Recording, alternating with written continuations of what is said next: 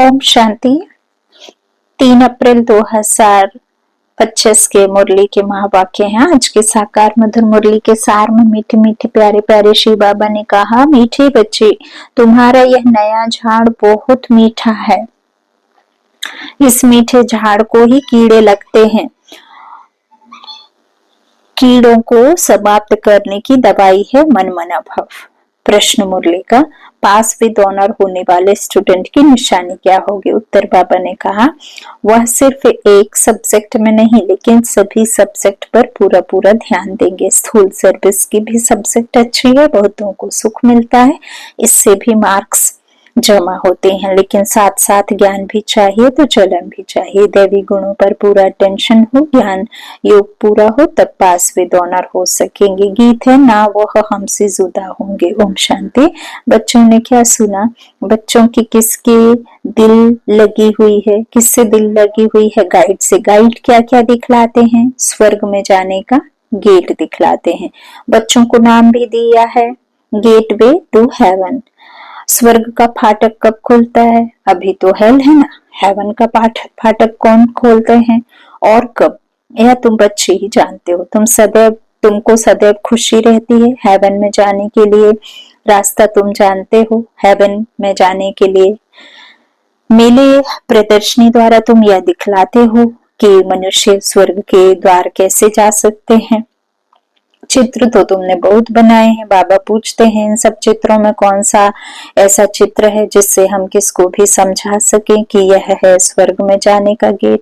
गोले सृष्टि चक्र के चित्र में स्वर्ग जाने का गेट सिद्ध होता है। यही राइट है। ऊपर में उस तरफ है नर्क का गेट, उस तरफ है स्वर्ग का गेट। बिल्कुल क्लियर है। यहाँ से सब आत्माएं भागती हैं शांति धाम, फिर आती हैं स्वर्ग में। यह गेट है। सारे चक्र को भी गेट नहीं कहेंगे। ऊपर में जहाँ संगम दिखाया है वह है पूरा गेट, जिससे आत्माएं निकल जाती हैं, फिर नई दुनिया में आती हैं। बाकी सब शांति धाम में रहती हैं। कांटा दिखाता है, यह नर्क है, वह स्वर्ग है। सबसे अच्छा फर्स्ट क्लास समझाने का यह चित्र है। बिल्कुल क्लियर है। Gateway to heaven. यह बुद्धि से समझने की बात है ना। अनेक धर्मों का विनाश और एक धर्म की स्थापना हो रही है। तुम जानते हो हम सुख धाम में जाएंगे, बाकी सब शांति धाम में चले जाएंगे। गेट तो बड़ा क्लियर है। यह गोला ही मुख्य चित्र है। इसमें नर्क का द्वार, स्वर्ग का द्वार बिल्कुल क्लियर है। स्वर्ग के द्वार में जो कल्प पहले गए थे वही जाएंगे, बाकी सब शांति द्वार चले जाएंगे। नर्क का द्वार बंद हो, शांति और सुख का द्वार खुलता है। सबसे फर्स्ट क्लास चित्र यह है। बाबा हमेशा कहते हैं त्रिमूर्ति, 2 गोले और यह चक्र फर्स्ट क्लास चित्र है। जो भी कोई आए उनको पहले इस चित्र पर दिखाओ। स्वर्ग में जाने का यह गेट है, यह नर्क है, यह स्वर्ग। नर्क का भी विनाश होता है, मुक्ति का गेट खुलता है। इस समय हम स्वर्ग में जाएंगे, बाकी सब शांति धाम में जाएंगे। कितना सहज। स्वर्ग द्वार सभी तो नहीं जाएंगे, वहां तो इन देवी देवताओं का ही राज्य था। तुम्हारी बुद्धि में है स्वर्ग द्वार चलने के लिए अभी हम लायक बने। जितना लिखेंगे पढ़ेंगे होंगे नवाब, रूलेंगे पीलेंगे तो होंगे खराब। सबसे अच्छा चित्र यह गोले का है। बुद्धि से समझ सकते हैं। एक बार चित्र देखा फिर बुद्धि से काम लिया जाता है। तुम बच्चों को सारा दिन यह ख्यालात चलने चाहिए कि कौन सा चित्र मुख्य हो, जिस पर हम अच्छी रीति समझा सकते हैं। गेटवे टू हेवन, यह अंग्रेजी अक्षर बहुत अच्छा है। अभी तो अनेक भाषाएं हो गई हैं। हिंदी अक्षर हिंदुस्तान से निकला है। हिंदुस्तान अक्षर कोई राइट नहीं है, इसका असल नाम तो भारत ही है। भारत खंड कहते हैं। यह तो गलियों आदि के नाम बदले जाते हैं, खंड का नाम थोड़े ही बदला जाता है। महाभारत अक्षर है ना, सब में भारत ही याद आता है। गाते भी हैं भारत हमारा देश। हिंदू धर्म कहने से भाषा भी हिंदी कर दी है। यह है अनराइटियस। सतयुग में था सच ही सच, सच पहनना, सच खाना, सच बोलना, यहाँ सब झूठ हो गया है। तो यह गेटवे टू हेवन अक्षर बहुत अच्छा है। चलो हम आपको स्वर्ग जाने का गेट बताएं। कितनी भाषाएं हो गई हैं। बाप तुम बच्चों को सदगति की श्रेष्ठ मत देते, बाप की मत के लिए गायन है, उनकी गत मत न्यारी। तुम बच्चों को कितनी सहज मत देते हैं। भगवान की सीधी मत पर ही तुमको चलना है। डॉक्टर की मत पर डॉक्टर बनेंगे, भगवान की मत पर भगवान भगवती बनेंगे, बनना होता है ही भगवान बाच। इसलिए बाबा ने कहा था पहले तो यह सिद्ध करो भगवान किसको कहा जाता है। स्वर्ग के मालिक जरूर भगवान भगवती ही ठहरे, ब्रह्म में तो कुछ है नहीं। स्वर्ग भी यहाँ, नर्क भी यहाँ होता है। स्वर्ग नर्क दोनों बिल्कुल न्यारे हैं। मनुष्य की बुद्धि बिल्कुल तमो प्रधान हो गई है, कुछ भी समझते नहीं है। सतयुग को लाखों वर्ष दे दिया है, कलयुग के लिए कहते हैं 40,000 वर्ष पड़े हैं। बिल्कुल ही घोर अंधियारे में है। अभी तुम बच्चे जानते हो बाप हमको हेवन ले जाने के लिए ऐसा गुणवान बनाते हैं। मुख्य फुरना ही यह रखना है कि हम सतो प्रधान कैसे बने। बाप ने बताया है मामे कम याद करो, चलते फिरते काम करती बुद्धि में यह याद रहे। आशिक माशिक भी कर्म तो करते हैं ना, भक्ति में भी कर्म तो करते हैं ना। बुद्धि में उनकी याद रहती है, याद करने के लिए माला फेरते हैं। बाप भी घड़ी घड़ी कहते हैं मुझ बाप को याद करो। सर्वव्यापी कह देते तो फिर याद किसको करेंगे। बाप समझाते हैं तुम कितने नास्तिक बन गए हो, बाप को ही नहीं जानते हो। कहते भी हो ओ गॉड फादर, परंतु वह है कौन यह जरा भी पता नहीं है। आत्मा कहती है ओ गॉड फादर, परंतु आत्मा क्या है। आत्मा अलग है, उनको कहते हैं परमात्मा अर्थात सुप्रीम। ऊंच सुप्रीम सोल परम आत्मा। एक भी मनुष्य नहीं जिसको अपनी आत्मा का ज्ञान हो। मैं आत्मा हूँ, यह शरीर है, दो चीज तो है ना। यह शरीर 5 तत्वों का बना हुआ है, आत्मा तो अविनाशी एक बिंदी है। वह क्या चीज से बनेंगी, इतनी छोटी बिंदी है। साधु संत आदि कोई को पता नहीं है। इसने तो बहुत गुरु किए परंतु कोई ने यह नहीं सुनाया कि आत्मा क्या है, परमपिता परमात्मा क्या है। ऐसे नहीं सिर्फ परमात्मा को नहीं जानते, आत्मा को भी नहीं जानते। आत्मा को जान जाए तो परमात्मा को फट से जान जाए। बच्चा अपने को जाने और बाप को ना जाने तो कैसे चल कैसे सकते। तुम तो अभी जानते हो आत्मा क्या है, कहाँ रहती है। डॉक्टर लोग भी इतना समझते हैं, वह सूक्ष्म है, इन आंखों से देखी नहीं जाती। फिर शीशे में भी बंद करने से देख कैसे सकेंगे। दुनिया में तुम्हारे जैसी नॉलेज कोई को नहीं है। तुम जानते हो आत्मा बिंदी है, परमात्मा भी बिंदी है। बाकी हम आत्माएं पतित से पावन, पावन से पतित बनती हैं। वहां तो पतित आत्मा नहीं रहती है, वहां से सब पावन आते हैं फिर पतित बनते हैं, फिर बाप आकर पावन बनाते हैं। यह बहुत ही सहज बात है। तुम जानते हो हमारी आत्मा 84 का चक्र लगाए अब तमो प्रधान बन गई है। हम ही 84 जन्म लेते हैं, एक की बात नहीं है। बाप कहते हैं मैं समझाता इनको हूँ, सुनते तुम हो। मैंने इनमें प्रवेश किया है, इनको सुनाता हूँ, तुम सुन लेते हो। यह है रथ।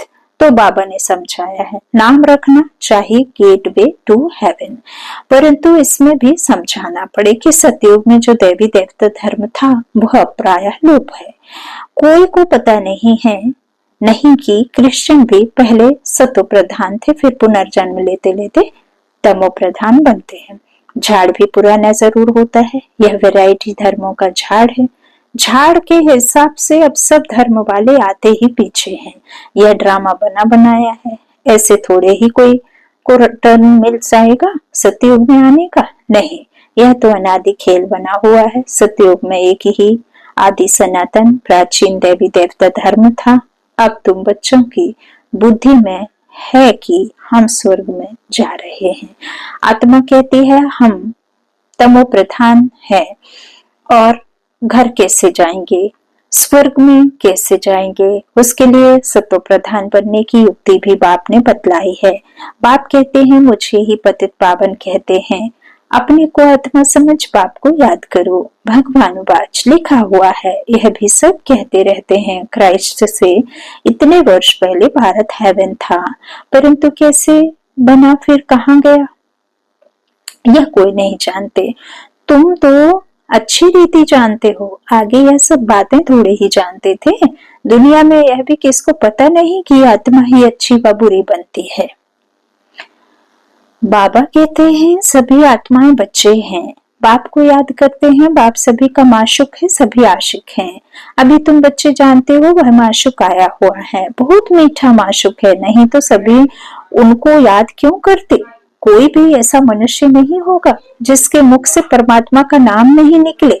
सिर्फ जानते नहीं, तुम जानते हो आत्मा शरीरी है। बाबा कहते हैं आत्माओं की भी पूजा होती है ना, शालिग्राम बनते हैं रुद्री अभिषेक के टाइम, रुद्र अभिषेक के टाइम। तो हम जो पूज्य थे वह फिर अपनी ही आत्मा को पूजने लगे। हो सकता है आगे जन्म में ब्राह्मण कुल में जन्म लिया हो, श्रीनाथ को भोग लगता है, खाते तो पुजारी लोग हैं। यह सब है भक्ति मार्ग। तुम बच्चों को समझाना है, स्वर्ग का फाटक खोलने वाला बाप है, परंतु खोले कैसे, समझावे कैसे। भगवान बाचे तो जरूर शरीर द्वारा बात होगी ना। आत्मा ही शरीर द्वारा बोलती है, सुनती है। यह बाबा रोजगारी बताते हैं। बीज और झाड़ है, तुम बच्चे जानते हो यह नया झाड़ है। आहिस्ते आहिस्ते फिर वृद्धि को पाते हैं। तुम्हारे इस नए झाड़ को कीड़े भी बहुत लगते हैं, क्योंकि यह नया झाड़ बहुत मीठा है। मीठे झाड़ को ही कीड़े आदि कुछ न कुछ लगते हैं, फिर दवाई दे देते हैं। बाप ने भी मन बना भव की दवाई बहुत अच्छी दी है। मन बना भव ना होने से कीड़े खा जाते हैं। कीड़े वाली चीज क्या काम आएगी, वह तो फेंकी जाती है। कहाँ ऊंच पद कहाँ नीच पद, फर्क तो है ना। मीठे बच्चों को समझाते रहते हैं, बहुत मीठे मीठे बनो, कोई से भी लून पानी ना बनो, शीरखंड बनो।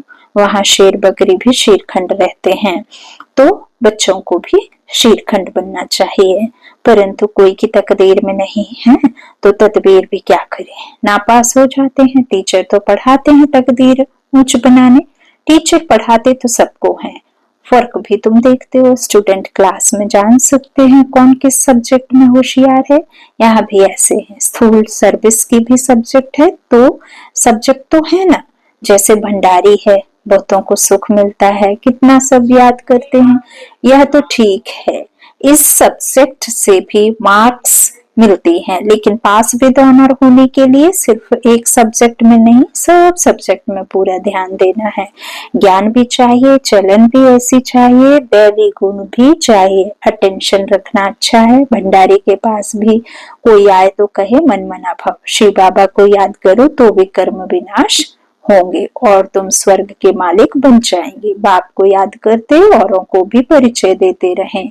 ज्ञान और योग चाहिए, बहुत इजी है। मुख्य बात है ही यह, अंधों की लाठी बनना। प्रदर्शनी में भी किसको ले जाओ, चलो हम आपको स्वर्ग का गेट दिखाएं। यह नरक है, वह स्वर्ग है। बाप कहते हैं मुझे याद करो, पवित्र बनो, तो तुम पवित्र दुनिया के मालिक बन जाएंगे। मन मना भव हो बहू तुमको गीता सुनाते हैं, इसलिए बाबा ने चित्र बनाया है। गीता का भगवान कौन, स्वर्ग का गेट कौन खोलते हैं, खोलता है शिव बाबा। श्री कृष्ण उस गेट से पार करता है। मुख्य चित्र ही हैं दो, बाकी तो रसगारी है। बच्चों को बहुत मीठा बनना है, प्यार से बात करनी है, मनसा वाचा कर्मणा, सबको सुख देना है। देखो भंडारी सबको खुश करती है, तो उनके लिए सौगात भी ले आते हैं। यह भी सब्जेक्ट है ना, सौगात आकर देते हैं। वह कहती है हम तुमसे क्यों लूं, फिर तुम्हारी याद रहेगी। शिव बाबा के भंडारे से मिलेगा तो हमको शिव बाबा की ही याद रहेगी। अच्छा, मीठे मीठे सिक्की लधा बच्चों प्रति माता पिता बाप दादा का याद प्यार और गुड मॉर्निंग। रूहानी बाप की रूहानी बच्चों को नमस्ते। हम रूहानी बच्चों की रूहानी माता पिता बाप दादा को याद प्यार और गुड मॉर्निंग। शुक्रिया बाबा, शुक्रिया। धारणा के लिए मुख्य सार है, पहला बाबा ने कहा अपनी ऊंच तकदीर बनाने के लिए आपस में बहुत बहुत शीरखंड मीठा होकर रहना है, कभी लून पानी नहीं होना है, सभी सब्जेक्ट पर पूरा टेंशन देना है। दूसरा, सदगति के लिए बाप की जो श्रेष्ठ मत मिली है उस पर चलना है और सबको श्रेष्ठ मत ही सुनानी है। स्वर्ग में जाने का रास्ता दिखाना है। वरदान दिया बाबा ने हर आत्मा को हिम्मत उल्लास दिलाने वाले रहम दिल विश्व कल्याणकारी भव। कभी भी ब्राह्मण परिवार में किसी कमजोर आत्मा को तुम कमजोर हो ऐसे नहीं कहना। आप रहम दिल विश्व कल्याणकारी बच्चों के मुख से सदैव हर आत्मा के प्रति शुभ बोल निकलने चाहिए। दिल शिकस्त बनाने वाले नहीं। चाहे कोई कितना भी कमजोर हो, उसे इशारा या शिक्षा भी देनी हो तो पहले समर्थ बनाकर फिर शिक्षा दो। पहले धरने पर हिम्मत और उत्साह का हल चलाओ, फिर बीज डालो तो सहज हर बीज का फल निकलेगा। इससे विश्व कल्याण की सेवा तीव्र हो जाएगी। स्लोगन है, बाप की दुआएं लेते हुए सदा भरपूरता का अनुभव करो। अव्यक्त शारीरिक माइंड रूप की स्मृति से सदा विजयी बनो। सदा हर कर्म करते हुए अपने को कर्म योगी आत्मा अनुभव करो। कोई भी कर्म करते हुए याद भूल नहीं सकती। कर्म और योग दोनों कंबाइंड हो जाए, जैसे कोई जुड़ी हुई चीज को अलग नहीं कर सकता, ऐसे कर्मयोगी बनो। अच्छा, ओम शांति।